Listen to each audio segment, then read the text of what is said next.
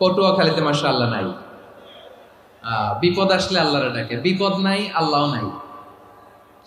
বিপদে পড়লে নামাজ পড়ে, বিপদও নাই নামাজও নাই। বিপদে পড়লে জিকির করে, বিপদ যখন চলে যায় ওদের জিকিরও বন্ধ হয়ে যায়। এরকম আছে না নাই? কিছু লোক দেখবেন পরীক্ষা আসলে নামাজ পড়ে। আছে আছে, জেনজি আওয়াজ করো, এরকম আছে? এই কমন পড়ে গেছে, কমন পড়ছে। দেখবেন পরীক্ষার সময় নামাজ পড়ে, পরীক্ষাও নাই নামাজও আছে। এরকম কিছু লোক আছে অসুস্থ হলে আল্লাহরে বড্ড ভালোবাসে, আল্লাহরে খুব ডাকে। অসুস্থ হইলে অসুস্থতাও নাই, আল্লাহ স্মরণও নাই।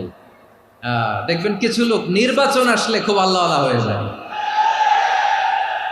তখন দেখবেন মাথার মধ্যে হেজাব লাগায়, পাঞ্জাবি লাগায়, আল্লাহ হয়ে যায়। নির্বাচনও নাই, এরপরে আল্লাহর কথাও নাই।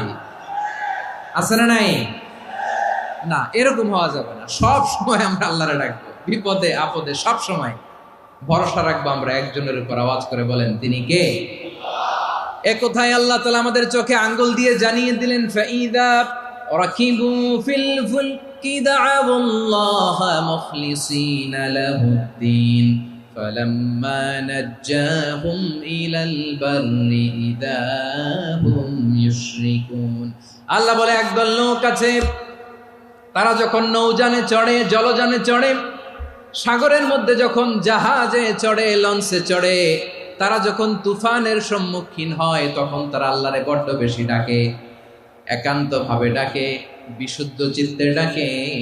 আবার তুফান থেকে তাদেরকে সেফ জোনে নিয়ে, নিরাপদ জোনে নিয়ে যখন বন্দরে আমি আল্লাহ তাদেরকে ভিড়িয়ে দেই, ওই লোকগুলো আবার আমি আল্লাহর সাথে শিরিক করে।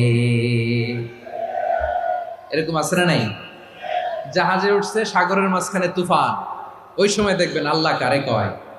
এই কথা তো আপনাদেরকে বোঝানো সহজ, আপনারা তো নদীর দেশের মানুষ। লঞ্চে চড়েন নাই কারা কারা দেখি? লঞ্চে চড়ছেন? হ্যাঁ,